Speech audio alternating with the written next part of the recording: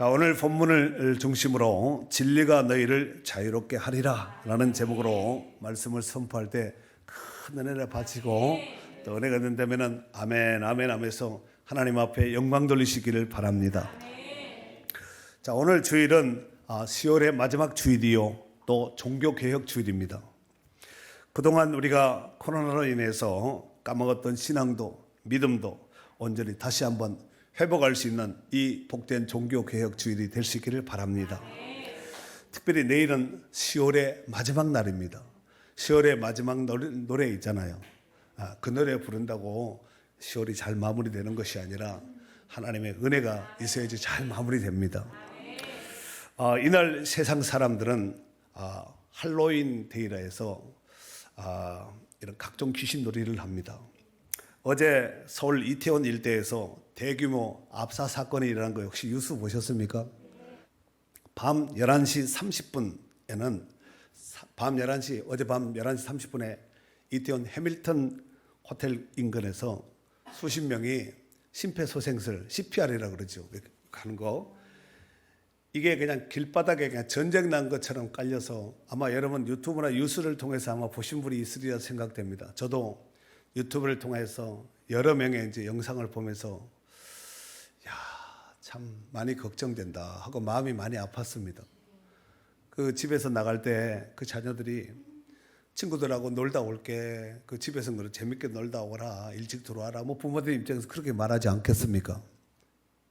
정말 이 할로윈 문화가 사실 우리 문화권은 아니잖아요. 이게 언제부터 한 7, 8년 됐나요? 우리 문화권에 들어온 지가. 지금 판을 치고 귀신의 문화, 어둠의 문화 판을 치고 지금 코로나보다 더 강력한 대유행을 이루면서 우리 주변에 우리 삶 속에 파고들어 온 거예요. 거기에다가 우리나라가 마약 청정 지역이 아니라는 거 여러분 아시죠? 우리나라 돈만 주면은 마약을 살 수 있는 나라입니다. 그렇다면은 왜 이 할로윈 데이를 하며 이런 귀신놀이를 하는 것일까요? 먼저 할로윈의 어원과 유래를 한번 찾아봤습니다. 말씀을 준비하려고. 이 할로윈은 홀리, 거룩하다 라는 말과 이브닝, 전야라는 이 영어가 합성화된 거예요. 할로윈. 그래서 문자적으로는 사실 거룩한 전야, 우리도 거룩한 크리스마스 이브날 거룩한 전야를 보내잖아요. 이게 지금 거룩한 전야라는 뜻을 가지고 있지만 이게 이제 귀신 문화입니다. 이 할로윈의 유래에 대해서는 원래 프랑스 남부의 유목민족에서부터 시작되었는데 프랑스 남부의 유목민족의 특징이 피부가 하얗고 머리가 아주 금발입니다. 유럽 사람들의 대명사지요. 흰 피부의 금발머리. 이 사람들을 일컬어서 이제 켈트족이라고 하는데 켈트족은 매년 새해를 언제 시작하냐면은 우리처럼 1월 1일 날 하지 않고 11월 1일 날 새해를 맞습니다. 그러면은 10월 30일 날은 뭐가 되죠? 우리의 12월 31일 날이 되는 거예요. 그런데 이 새해를 맞기 전에 이 10월 30일 날은 태양이 지구에서 가장 멀리 떨어져 있는 이런 시기인지라 태양이 멀리 떨어져 있으면은 이 음기가 이 음습한 것이 판을 친다 해서 귀신의 문화로 이래 분장을 하는 거죠. 이를테면은 마귀상, 귀신상, 도깨비상, 해골상, 멀쩡한 데 포도 발라가지고 이렇게 찢어지고 말하고 어젯밤에는 그쪽에는 멀쩡하게 다니는 사람이 없었으리라 생각해요. 뭐라도 하나 해가지고 비표를 했으리라 생각됩니다. 왜 그렇게 하는가? 귀신이 이 음습한 이 귀신이 이제 태양이 멀리 있으니까 틈을 타가지고 사람들에게 이제 해를 끼치는 거예요. 그 해를 끼치는 것을 방지하기 위해서 우리도 너네 편이야, 같은 편이야 해서 같이 이렇게 귀신 문화고 이거 해가지고 귀신이 왔다고 같은 편이네 하면은 공격하지 않을 거예요.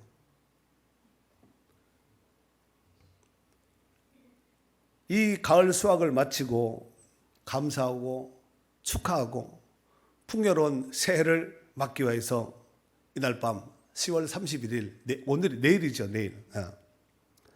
이날에 모든 악령들 악마들을 몰아내고 새해를 풍년과 행운과 축복으로 맞이하기 위해서 바로 이런 행사를 한다는 거예요.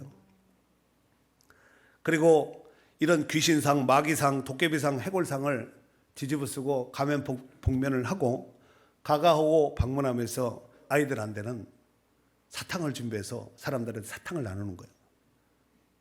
사탕을 나누게 하는 거예요. 사탕을 안 나누면은 해를 끼치고 또 공격하고 해를 준다고 해서 그런 그쪽 문화권입니다. 요한복음 8장 44절에 보면은 예수님께서 그런 말씀을 하시죠. 너희는 마귀에서 났다. 너희 아비는 마귀다. 처음부터 살인자고 거짓말장이다. 거짓의 아비다.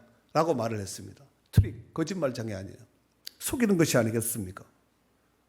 이 사탄놀이, 귀신놀이 이런 것들이 판을 치는 것이 바로 할로윈 데이거든요.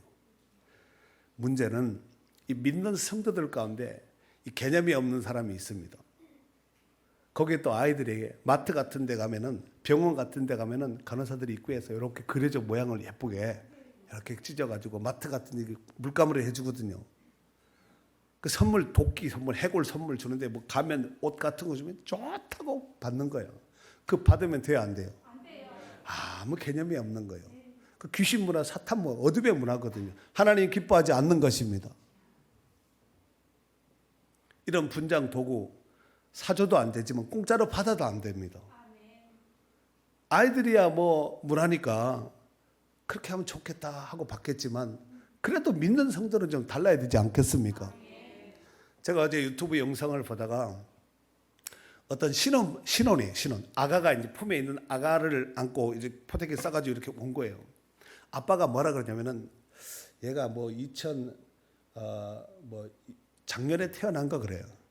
그런데 그 아이가 코로나로 인해 그동안에 이런 이제 바깥 활동을 이런 문화를 못 즐겼잖아. 그 문화를 체험시키기 위해서 아가를 데리고 왔다는 거예요. 세상 사람들이 문화로 본다니까요. 그게 문제입니다. 그렇다면은 왜 이런 현상들이 나타나게 되는 것일까요? 그것은 바로 예나 지금이나 하나님을 떠난 자들의 삶은 다 그렇습니다. 옛날에도 그랬고 지금도 그렇고 앞으로도 하나님을 떠난 자의 삶은 다 그렇게 산다는 것입니다.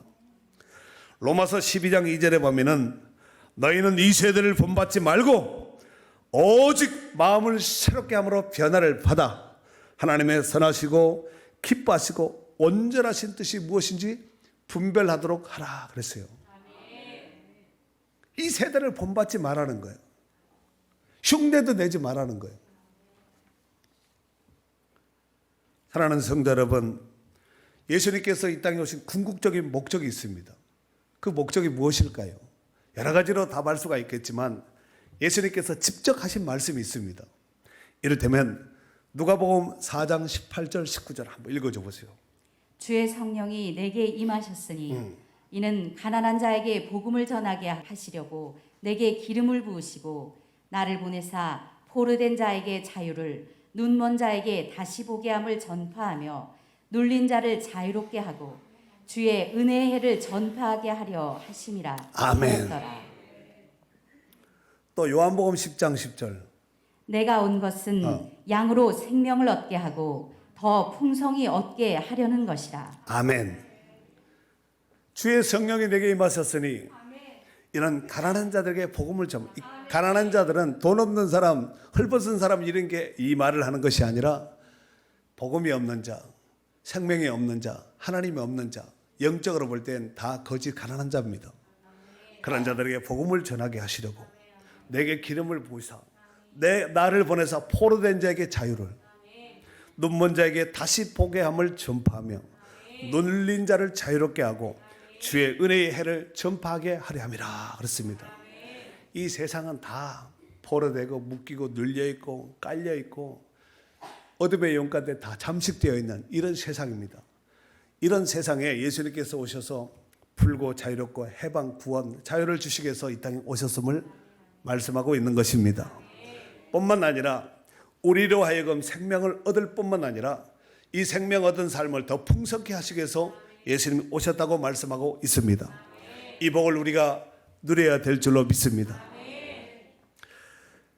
성부 하나님께서 죄 가운데 있는 우리들을 구원케 해서, 건지게 해서, 살리게 해서 예수님을 보내신 거예요. 그 예수님이 스스로 온 것이 아니라 하나님 아버지가 성부 하나님이 보내셨어요. 그리고 예수님은 성부 하나님께로부터 보내심을 받아서 오셨는데, 오셔서 하신 사역이 오셔서 하신 그 결정적인 키가 있지 않겠습니까? 뭐 이런 일 저런 일, 뭐 병도 고치고 귀신 쫓고 뭐 이러지 않았게 다양한 일을 했는데, 오셔서 결정적인 이 일을 하기 위해서 결정적인 키포인트가 뭐냐면은 죄인들을 위해서 십자가에 못 박혀 죽기 위해서 오셨습니다. 희생제물로 이 땅에 죽기 위해서 오셨다는 것입니다. 그리고 죽으실 뿐만 아니라 3일 만에 사망 권세를 깨치시고 생명의 주로 부활하신 줄 믿습니다. 그로 인하여서 죄의 종으로 일생 동안 종로로 다던 죄인들에게 자유와 해방과 구원의 역사가 일어나게 되었다는 것입니다. 히브리서 2장 15절 말씀에 보면은 또 죽기를 무서함으로 한평생 매어 종로로 타는 모든 자들을 놓아주려 하심이라 그랬습니다. 여러분, 아담 타락 이래로 인류는 구원의 길이, 생명의 길, 소망의 길이 없었습니다. 만약에 있었다면 예수님이 오실 필요가 없지요. 있었다면 예수님이 오실 필요가 없잖아요. 없기 때문에 그 구원의 길을 열기 위해서, 생명의 길을 열기 위해서 이 땅에 오셨다는 사실입니다. 자, 오늘 본문은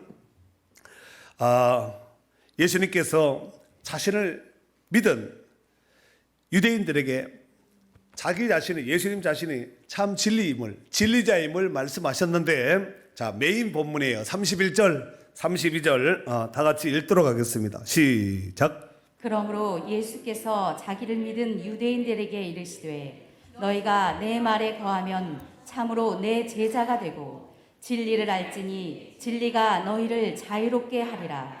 아멘. 그렇습니다. 예수 그리스도라고, 예수는 그리스도라고 믿는 제자도의 기본 조건은 예수님의 말씀인 진리 안에 거하는 거예요. 진리 안에 거하는 자가 예수님의 제자입니다. 즉 예수 그리스도 안에 거하는 자가 참된 자유자요, 참된 제자라는 말씀입니다. 반대로 진리 안에 거하지 못하는 자는 자유를 누리지 못하는 자들이에요. 진리 안에 거하는 자는 자유를 누리는 자, 진리 안에 거하지 않는, 진리 바깥에 있는 자들은 자유를 누리지 못하는 자, 결국 죄에 종살이하는 이런 사람이라는 말씀입니다. 이 말을 듣고 있던 유대인들이 불쾌한 마음으로 예수님께 이렇게 말씀을 하시죠. 33절. 그들이 대답하되 우리가 아브라함의 자손이라 남의 종이 된 적이 없거늘 어찌하여 우리를 자유롭게 되리라 하느냐. 우리가 종될 적이 없다.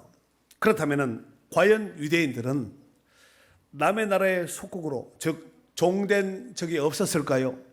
역사적으로 볼 때 유대인들은 애굽에서 종살이 했습니다. 아수르에서, 바벨론에서, 메데 바사에서, 그 다음에 헬라에서 종살이 한 적이 있습니다. 바벨론에서 70년 동안 종살이 했고 애굽에서는 약 430년 동안 종살이 했습니다.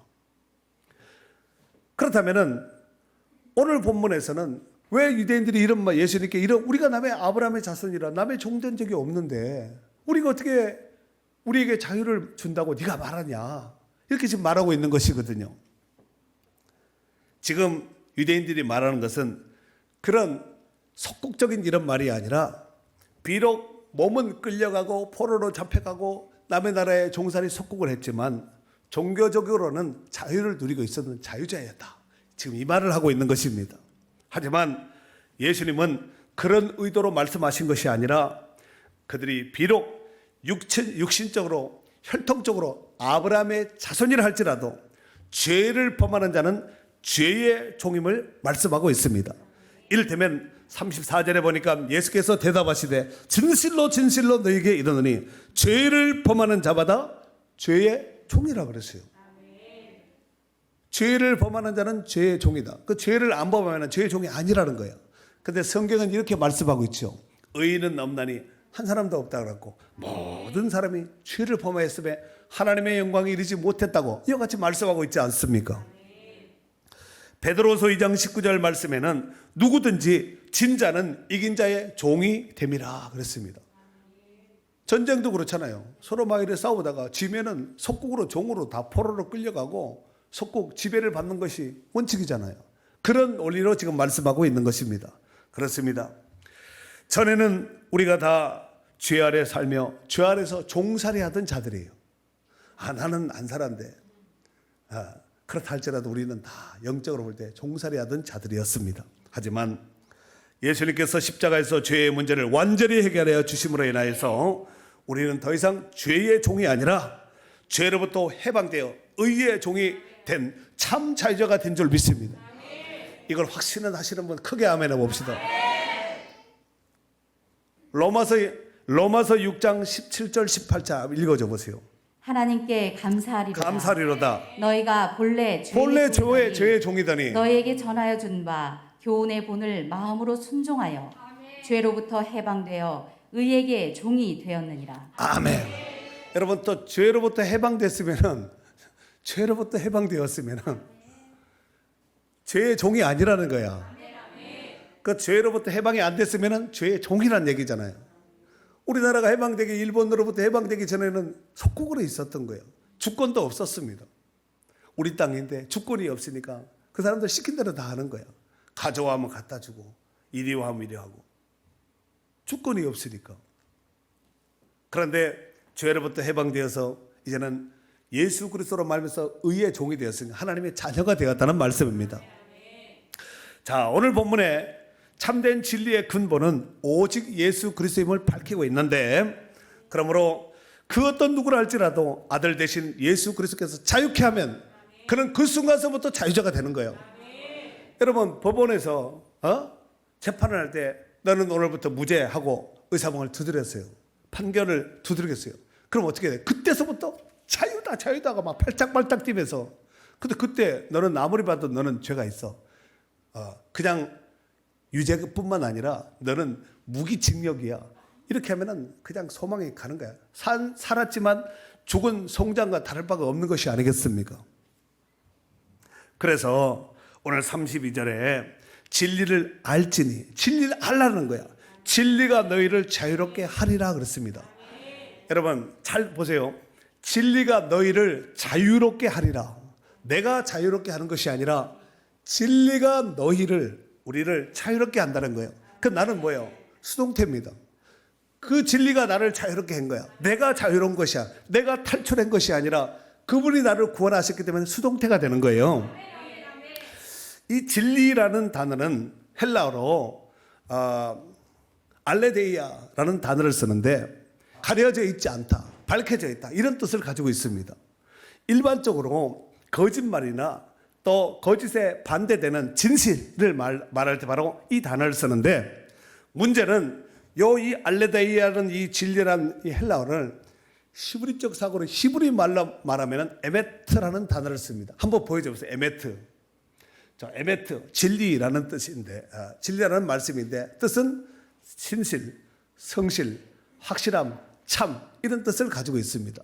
그런데 이 에메트라는 단어를 하나씩 분해시켜가지고 보면은 아래, 세 개 있죠, 아래, 세로로 저거는 이제 하나님이란, 엘로힘이라는 그 알레프가 나오게 되었는데, 하나님, 알레프.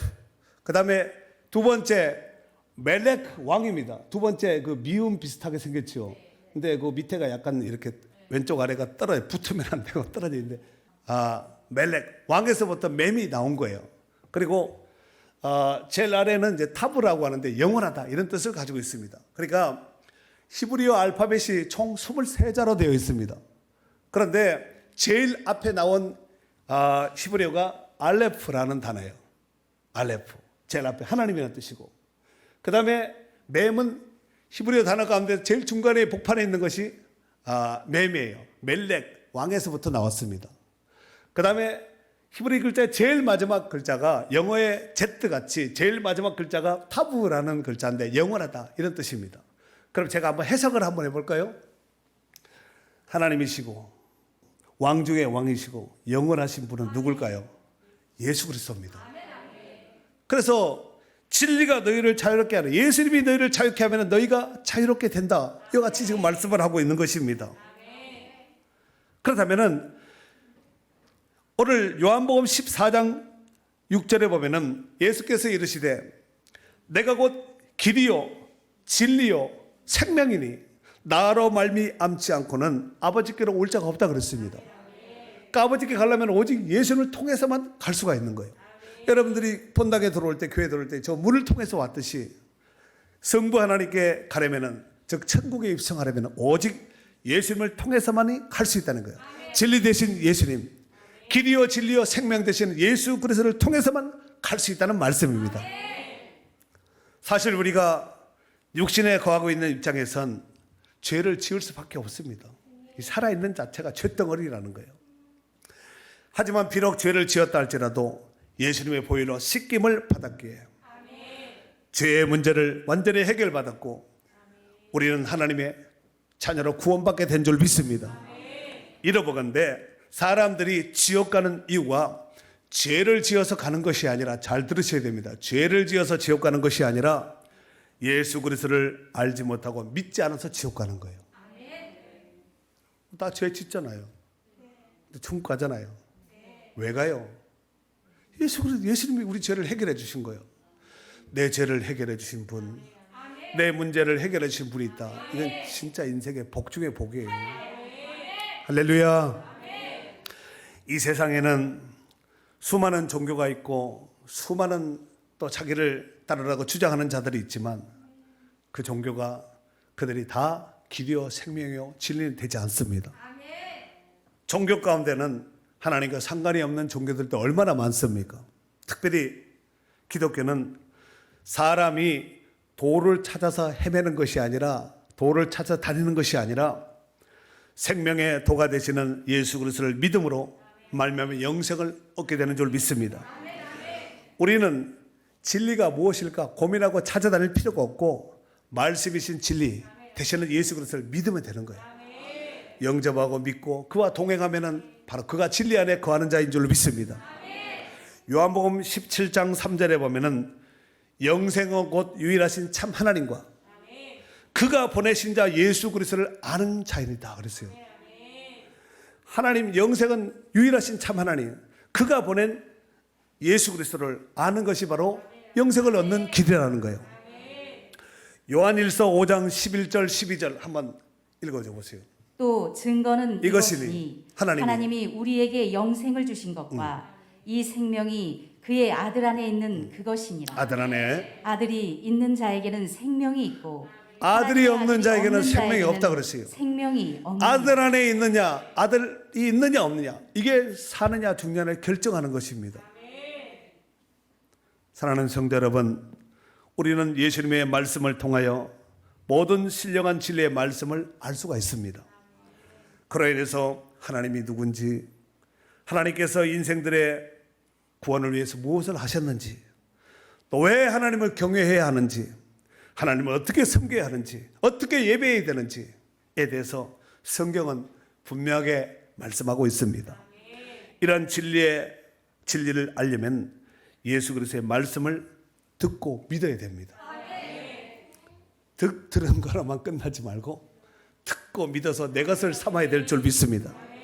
부디 많이 듣고 많이 배우고 믿음으로써 진리 안에 자유함을 더 풍성하게 누릴 수 있는 축복된 성도들이 될 수 있기를 주의 이름으로 축원합니다.